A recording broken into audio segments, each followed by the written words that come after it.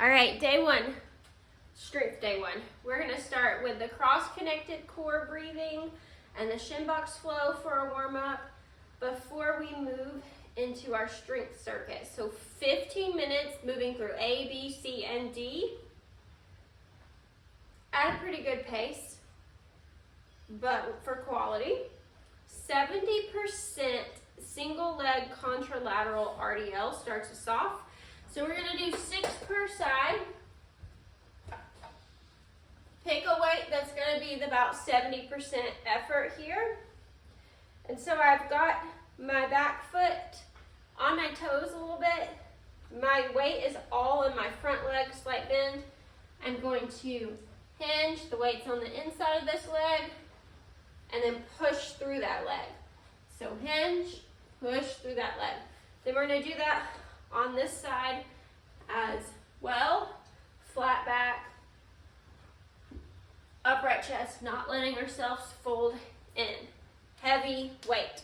So after 6 per side there, we move to dumbbell or kettlebell deadlifts that are going to be moderately light because they're going to be explosive for 12 reps. So what that looks like, and I will say kettlebells are easier for this, is we're going to let ourselves sit back, hinge down into a deadlift, and then we're going to extend and jump.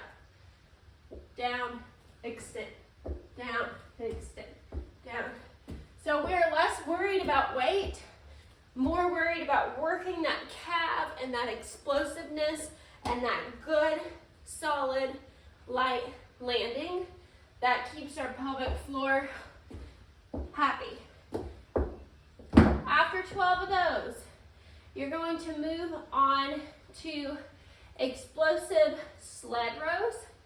We're going to do about 50% of what we are capable of doing on weight. We are at resistance with the sled, and we are going to pull the straps, thrust our hips, row back.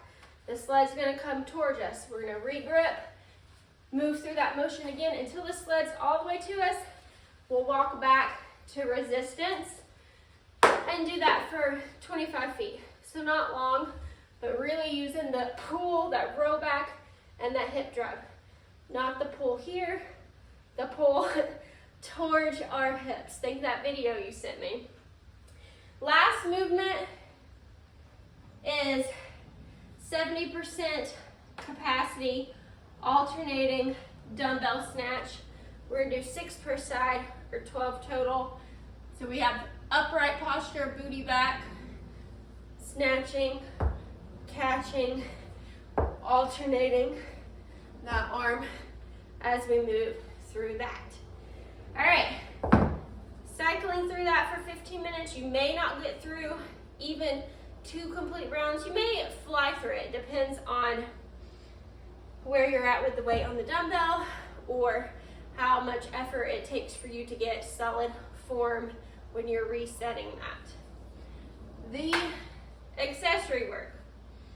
Hang work is 30 seconds of hanging bicycles, and then we're going to do 30 seconds, which will be 15 per side of a bottoms up kettlebell hold. So hanging bicycles, we're hanging up here, and we're in a strict position as we bicycle our feet.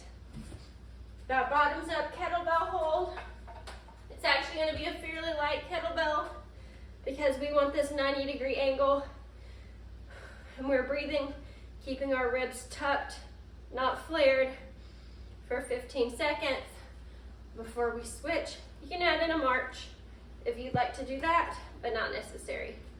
Have fun.